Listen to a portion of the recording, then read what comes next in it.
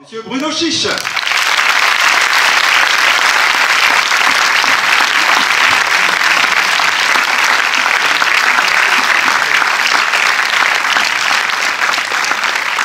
Bonsoir. Moi, ça fait 10 minutes que je suis dans la salle. Hein. Pardon, hein. Et toi, t'étais à l'heure. Ah ouais, non, ça fait 10 minutes que je suis dans la salle, alors... et vraiment, bah, merci, quoi. Merci de ces rires, merci de cette vie, de cette joie de vivre. Ça fait du bien d'entendre les gens rire, quoi. Merde.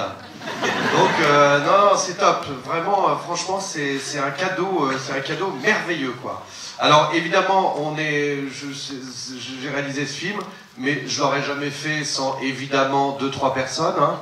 Alors, mes deux producteurs, Philippe Rousselet et Laetitia Galitzine, mais évidemment avec Louise Bourgoin, Mr. Stéphane de Groot, Or, Attica, et Pierre-François Martin Laval dit PEF.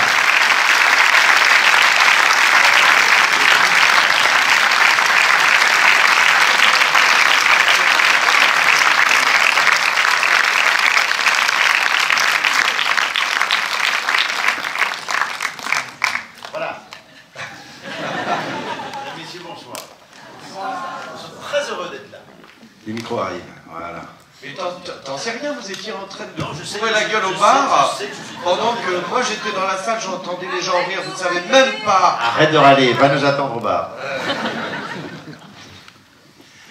Oui, notamment. Pour lancer un petit peu les...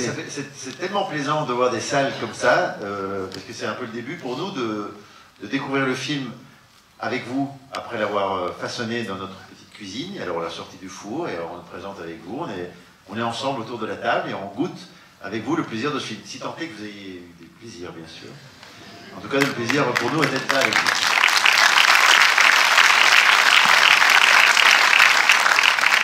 Ça veut dire, tiens, si tu veux dire quelque chose, mais personne n'a réagi. Est-ce que vous avez des questions? Donc voilà, nous allons parler du manteau de Or, alors du coup, hein, qui est une espèce de lit de vin. Tout ce qui nous lie. Alors comme ce film, tout ce qui nous lie. Clapiche, qu'est-ce que tu en penses?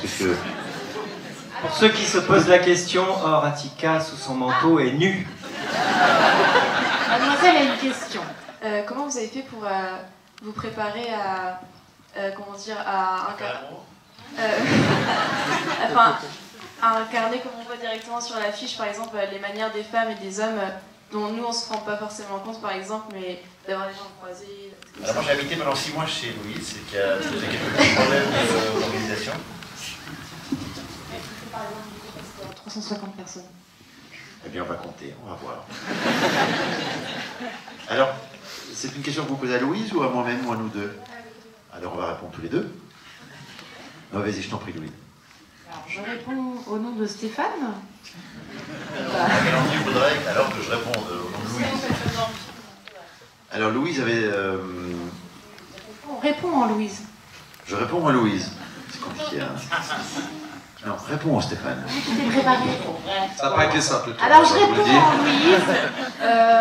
On s'est préparé pas énormément, en fait, parce que déjà Stéphane était au théâtre. Moi, je tournais le film de Dominique Farrugia juste avant celui-ci.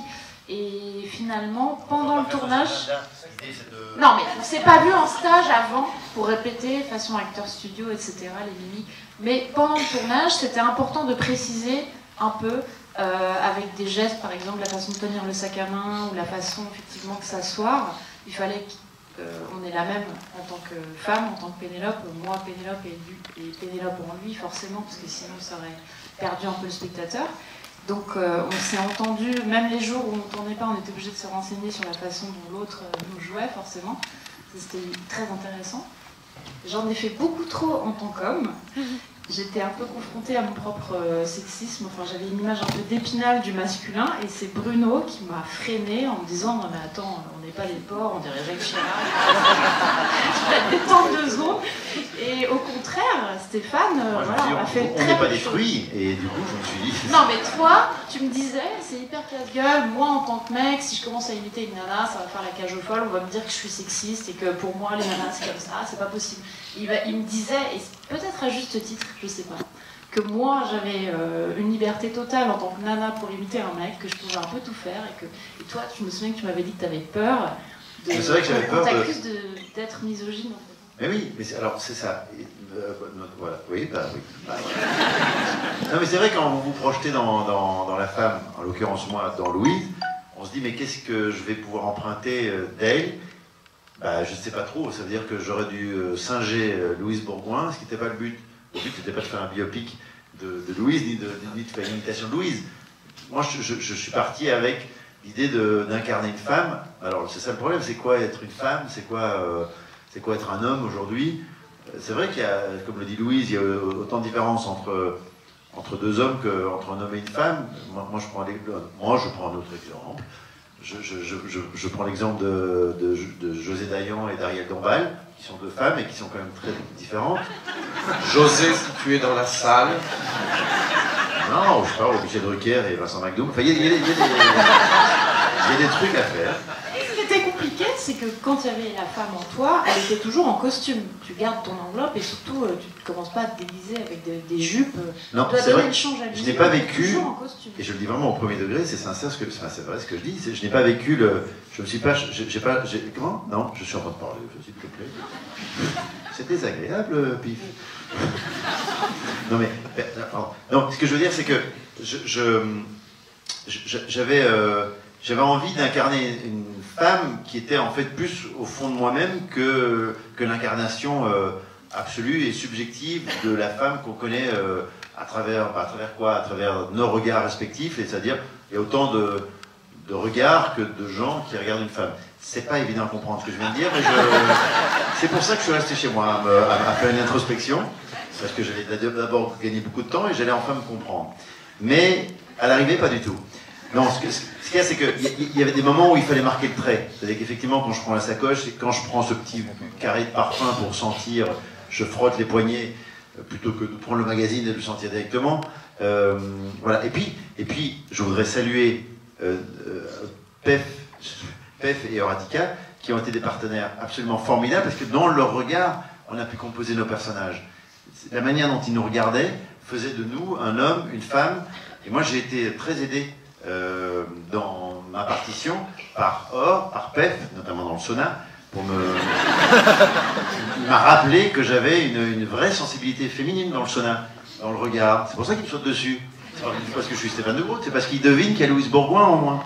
La qualité de Bruno Chiche, indépendamment de celle d'être le réalisateur de ce film, c'est de composer.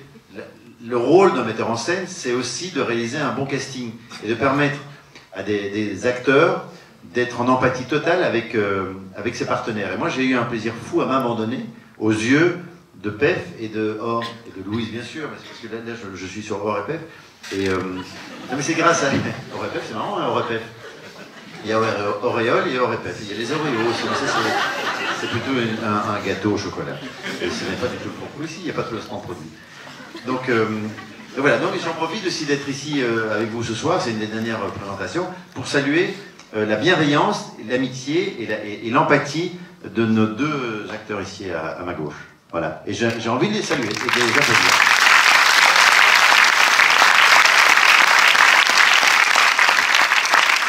Bravo à Stéphane qui a quand même répondu à 260 questions à la place de une. C'est vrai que... non, c'est vrai Stéphane, sans rigoler, c'est vrai qu'il a tout dit. Mais c'est vrai qu'il n'y a pas tant de différence entre les hommes et les femmes, enfin à quelques détails près, on le sait. Mais moi, je voudrais dire qu'il y a un moment donné, on n'a pas envie, c'est pas une thèse sur la féminité et la masculinité, la virilité ou la féminité. C'est pas ça. Je pense que c'est un film qui joue avec des fantasmes. C'est toujours, on les a tous, ce fantasme-là, de vouloir essayer de comprendre ce que le sexe opposé, comment il vit les choses. Et j'ai l'impression, j'ai le sentiment, qu'on a tous fait, il y a quelque chose, moi qui me plaît dans ce qu'on a fait, c'est qu'on a fait les enfants en fait. C'est-à-dire qu'on n'a pas intellectualisé. Jamais. C'est-à-dire que c'est vrai que le matin, on se prenait pas la tête en fait. On s'est jamais dit c'est quoi une femme, jamais. En fait, ils ont joué ensemble, tous les quatre, et j'en profite pour dire que c'est la première fois, parce qu'ils ont des agendas terribles, qu'au cours d'une avant-première, ils sont là, tous les 4. Voilà. Donc merci à vous. Et merci de vous être amusés, parce que c'est pas de la tarte de savoir s'amuser. Voilà. Alors, c'est vrai qu'on est là tous les 4 pour la première fois. On a tous fait la tournée, mais pas tous en même temps. Mais il y en a un de nous 4 qui n'est pas bourré. À vous de le retrouver. Non, c'est pas vrai. Vous pouvez, un petit indice, vous pouvez retrouver... En fait, il y en a un qui est bourré. Un petit indice. Il a un pantalon rose, c'est le seul indice que je peux donner. Un petit indice. Vous pouvez retrouver le manteau de la personne qui n'est pas bourrée chez H&M juste en sortant à droite.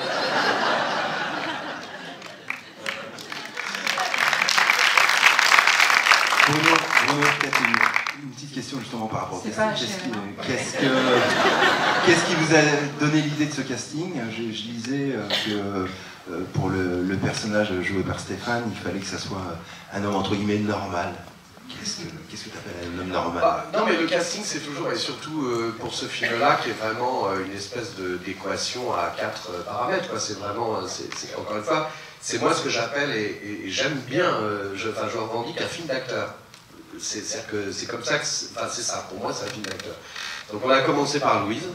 Et puis après, petit à petit, en fait, on essaie de construire, quoi, tout bêtement, quoi. Donc je cherchais un acteur, un couple. Bon, c'est vrai que c'est pas Charles Bronson, hein, Stéphane.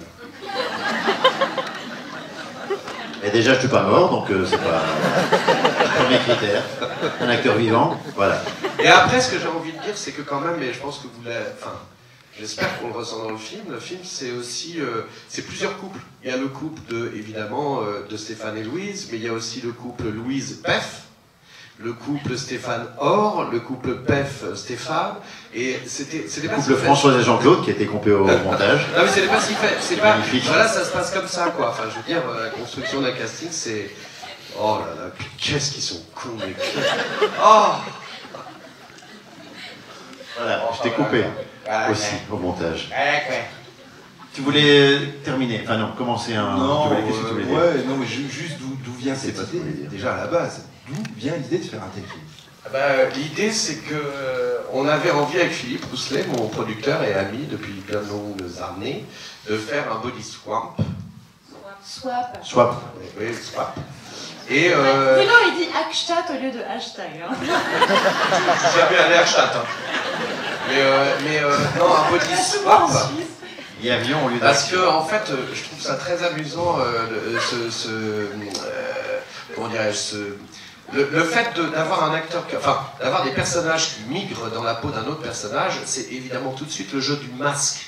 C'est tout de suite, on est un menteur, puisque vous avez compris que Stéphane, dans la peau de Louise, quand elle va rejoindre Or, c'est pas facile. Voilà. Et ça, c'est, ça fabrique ce système. C'est pas un début de film, là, ils l'ont vu le film. Oui, je sais, mais je ne raconte pas. J'explique juste. Non, mais j'explique juste, je réponds. Non, mais je réponds à la question. En fait, ça, c'est la première partie du film que vous avez vue. Non, mais je réponds à la question. La deuxième partie, qui dure 3h30, mais c'est super bien. Et là, de fin de film, on fait aussi des présentations de salles. Et comme juste avant la présentation. Tu me les laisses. Non, mais c'était... T'es en train de révéler la fin, c'est con. Non, Non, pardon, bref, je sais même plus ce que... Lui, il a vu. Qui es-tu? Je sais plus pourquoi on disait ça. Enfin bref, voilà, le jeu des masques, la comédie, Mais t'avais un couple d'amis à qui c'était arrivé. Et alors, effectivement, il m'est arrivé, j'ai un couple d'amis. Mais des noms, on veut des noms, Bruno. Qui sont tes amis? Ils sont dans la salle, je peux pas dire. Et j'avais 2 couples d'amis comme ça, Monsieur A et Madame B, ils ont niqué, quoi. Donc, du coup, ça a été Et qui est tombé des bateaux? Et ça a été, c'est vrai que ça a été un cauchemar. Et je me suis dit, quand même, c'est vrai que c'est un cauchemar, c'est drôle, quand même. Et, c'est terrible, mais c'est drôle. Et donc, on a croisé les 2 idées, et voilà, c'est comme ça que c'est arrivé. Voilà. Putain, c'est pas facile, hein. J'avais dit que c'était Je suis ta facile. secrétaire. Alors, une autre question. Ah oui, j'y vais. J'ai remarqué que vous étiez 4 crédités au scénario. Donc si vous pouviez nous dire un petit peu comment s'est passée cette collaboration et comment le scénario a évolué, s'il y a eu des changements, des petits trucs qui ont changé au cours de la préparation, quoi. Moi j'ai écrit une scène déjà. Ah bravo. Alors je rends hommage à Louise Bourgoin. Et pourquoi je l'ai pas mis au scénario? Je suis con, moi. Alors, bon, en fait, c'est vrai que la première version de ce scénario, on l'a écrit avec Fabrice Roger-Lacan, qui est un ami de longue date, avec qui j'avais écrit Barney et ses petites contrariétés. Le film avec Fabrice Lucchini et Nathalie Baye que j'ai fait il y a 35 ans. Et après, c'est vrai que le film s'est un peu arrêté parce qu'il y avait pas mal, il y avait des envies, enfin, il y avait 2-3 projets comme ça d'un homme et à la place d'une femme, etc. Et puis bon, après j'ai fait un autre film qui s'appelle Je n'ai rien oublié, voilà. Et après on a repris le film et là avec Nicolas Mercier, voilà. C'est comme ça, c'est des fois c'est difficile d'expliquer. Mais oui, on est 3 et 4 parce qu'il y a un jeune scénariste que je trouve formidable qui s'appelle Clément Penny et qui n'a pas vraiment écrit mais qui m'a vachement aidé et je pense que sans lui je serais peut-être pas arrivé au bout parce que c'est long d'écrire un scénario et des fois bah voilà, les gens il faut qu'ils apportent aussi leur fraîcheur, ça aide. Voilà. Il y a des moments aussi où on a aménagé, il y a eu des moments d'impro mais qui ne sont pas des moments d'impro où il fallait combler quelque chose, c'était des moments d'impro où on rajoutait, c'est-à-dire qu'on avait des personnages qui étaient vraiment bien dessinés et quand vous avez des personnages qui sont bien plantés, des situations qui sont bien présente et bien visible pour nous acteurs, vous vous abandonnez complètement dans le rôle et après vous viennent des idées d'aménagement. Et donc on s'est beaucoup amusé à ajouter quelques petites choses, chacun y est allé du sien, donc c'était très amusant aussi. Moi personnellement, les scènes à l'hôpital, là, quand je me viande avec la porte qui s'ouvre, c'est des moments très burlesques. Et en fait il y avait une place pour le burlesque dans cette partition-là.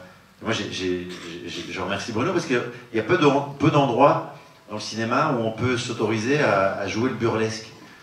C'est très anglo-saxon comme démarche et Pef connaît ça très bien parce qu'il est très branché humour anglo-saxon. Il a adapté, toi tu en parleras mieux que moi, mais Spamalot, si tu en parleras beaucoup mieux que moi. Ou pas. Gaston Lagarde. Non, mais je parlais de Spamalot, qui n'est pas du tout. C'est les Monty Python. C'est vrai, Bruno.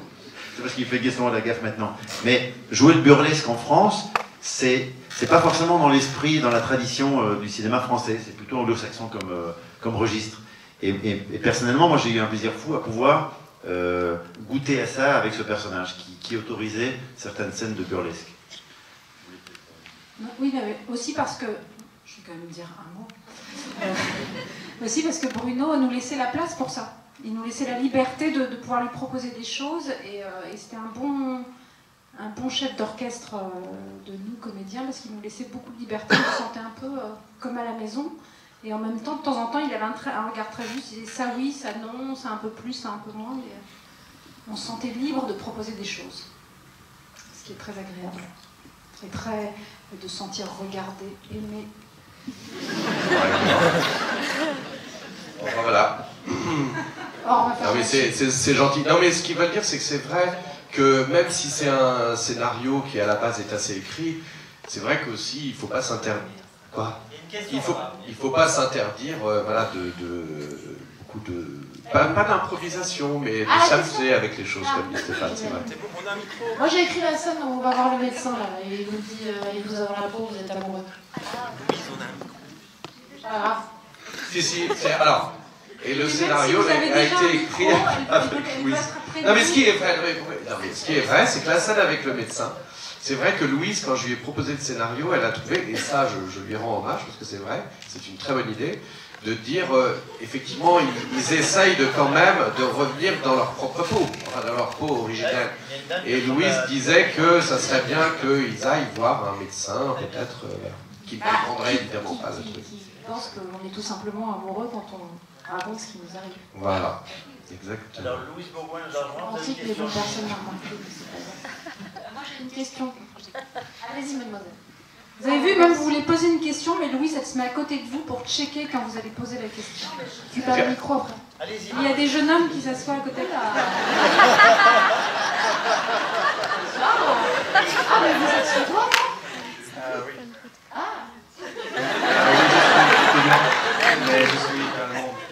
Ah, vous voulez pas poser de questions, vous voulez juste poser, vous, c'est juste... Ah, c'est pour la photo. On va attendre 2 Mais minutes. c'est sa copine qui prend la photo, dommage.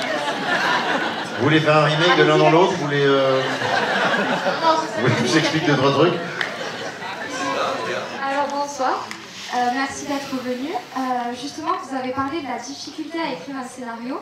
Je voulais savoir combien de temps ça vous a mis en fait pour faire le film avec le scénario et la production et la post-production. Non, mais c'est ça qui prend le plus de temps, évidemment, c'est de construire en fait l'histoire. Parce que pour que ça ait l'air simple, évidemment, c'est du temps, 3 ans, on va dire.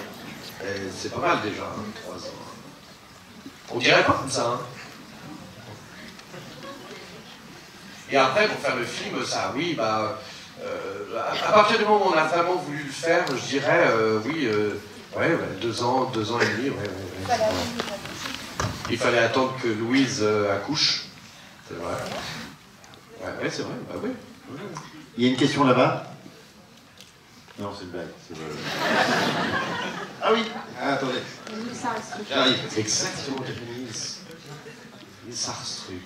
Hugo Frey. Quand vous écrivez un scénario, vous pensez d'abord au comédien ou le scénario arrive tout seul et après vous choisissez le comédien? Moi personnellement, je pense jamais aux comédiens. En fait, c'est pas.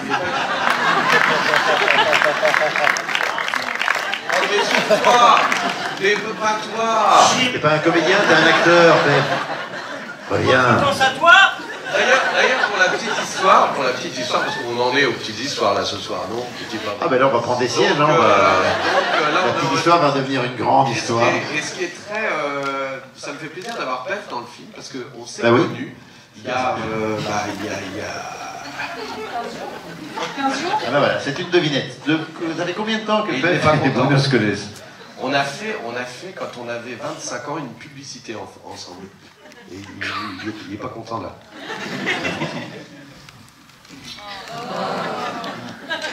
Une pub pour Kellogg's. Il jouait le pétale. Vous voulez qu'on vous la refasse? Oui. Je m'en rappelle plus. La bide. C'était quoi la... Moi aussi, j'ai joué dans des pubs. Ah oui, non, excusez-moi. Non, alors non, pas du tout, voilà. Non, alors pas du tout. Donc en fait, c'est vrai. Moi, je pense pas du tout aux acteurs avant. Et je pense qu'aussi, c'est parce que... Enfin non, voilà, non, pas du tout. Non, mais pas du tout. Je m'avais dit que moi... Oui, alors ce qui est vrai, Louise, qui n'a pas seulement écrit des scènes, mais qui a aussi été dans mon âme avant que je sois né. C'est vrai, non mais... T'exagères, tu dis ça. Non mais c'est vrai, mais... oui, mais c'est parce que tu le demandes, c'est extraordinaire. Non, mais parce que tu En l'as tous dit à les toutes cas. les avant-premières et maman il fait genre bon, bah puisque Louise apparemment. Mais pas du tout, Mais t'avais dit que t'avais pensé à moi. J'en ressens pas. Enfin, en tous les cas, ce qui est vrai, c'est que quand j'ai fini ce script, j'ai pensé à des actrices comme ça, et c'est vrai, j'ai très vite pensé à Louise. Voilà. Ce qui s'est passé, c'est que Pef, Louise, et moi, on s'est dit voilà, à qui on pourrait confier ce scénario. On a appelé Louis Chic. On s'est dit voilà,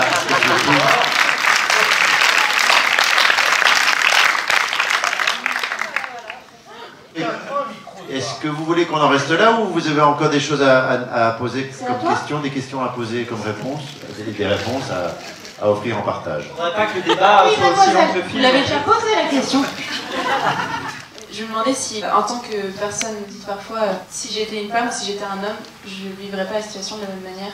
Il y a un truc qui m'a interpellé, c'est que comme j'ai une enveloppe d'homme dans le film, même si j'ai l'âme d'une femme, et en l'occurrence... Très très grosse enveloppe.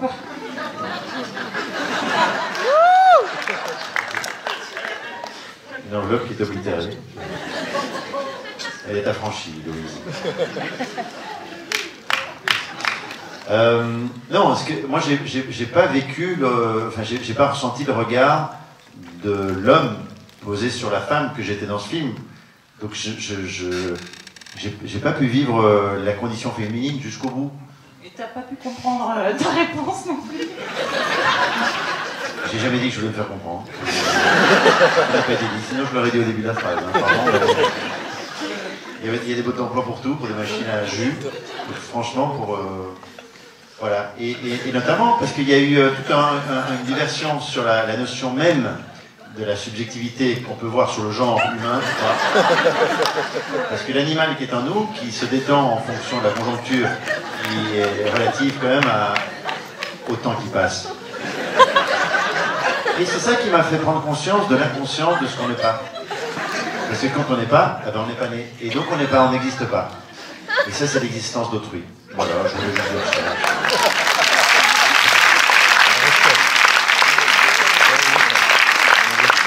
Et tout ça, c'est très bien. Une dernière question dans l'Assemblée? Oui, monsieur. Louise est formidable. Et Louise court aussi. Quand vous voulez, Louise, vous venez travailler avec nous. Alors bonsoir déjà, j'avais juste une question pour Louise et pour Stéphane. Alors, ah bah elle est là. Qu'est-ce qui a fait que vous avez choisi ce rôle en fait? Qu'est-ce qui vous a attiré dans le... est-ce que vous pourriez parler un petit peu moins fort parce que ça nous... Qu'est-ce qui a fait que vous avez choisi ce rôle en fait? Qu'est-ce qui vous a plu dans le rôle? Je vais faire une réponse, à mon avis, assez analogue à celle de Stéphane, parce qu'on s'en est souvent parlé. On était ravis en tant qu'acteurs de découvrir un script qui nous propose quelque chose d'aussi différent et ambitieux. Parce que souvent en France, on propose quand même aux acteurs des rôles qui leur ressemblent, qui ressemblent à ce qu'ils donnent à voir en promo. Michel Drucker qui présente Champs-Élysées. Et voilà, ce soir, nous allons recevoir Charles Aznavour, Louise Bourgoin, Horatica, et pef, mesdames, messieurs. C'est un peu gimmick, ceci. Et j'étais ravie de jouer un rôle aussi ardu, même si je me suis dit, oh là là, c'est tellement... Voilà, là, il y a un point. C'est tellement casse-gueule que c'est peut-être mon dernier rôle. Voilà. Masculin. Masculin. Et toi, Stéphane? Mais moi, je ne sais même plus ce qu'on a dit tout à l'heure, donc cette question a été posée il y a très longtemps. Il te demande, le monsieur... Il te demande le monsieur, c'est gentiment le monsieur. C'est ce que tu t'es dit en lisant le... J'ai l'impression d'avoir 8 ans en demande. Le monsieur te demande. Alors, est-ce que ta maman est dans la salle? Le monsieur me demande quoi? Ah, oui. Tout ça. Pourquoi tu as choisi ce rôle? Mais, vous savez, quand un réalisateur vous propose d'incarner une femme, qui plus est Louise Bourgoin, c'est quand même un beau cadeau pour un acteur. C'est gentil. Non, mais c'est sincère, c'est vrai. C'est sympa. Non, mais c'est vraiment sincère. Tu t'es senti comment dans Louise Bourgoin? Jamais aussi belle. Jamais aussi grande. Et j'ai jamais eu autant de cheveux, donc... C'est chiant, hein, la rééducation périnéale. Là, pour le moment, je sens rien, mais... Non, mais c'est vrai que c'est... On va pas faire 3 heures non plus, mais c'est très excitant de s'attaquer à un genre opposé. Quand on nous propose des rôles qui sont relativement proches de nous, quand on doit jouer un policier, un pompier, un pompiste, je sais pas moi, enfin tous les métiers qui nous entourent, un avocat, c'est relativement évident. C'est pas évident de se projeter dans la peau de ce qui est a priori est notre opposé. Et en fait, on se rend compte que c'est pas tant notre opposé, c'est qu'on est tous les mêmes et juste à quelques détails près. Voilà, c'est tout. Donc on a dû jouer sur les détails. C'est tout, voilà. Je pense que... Hein? Merci.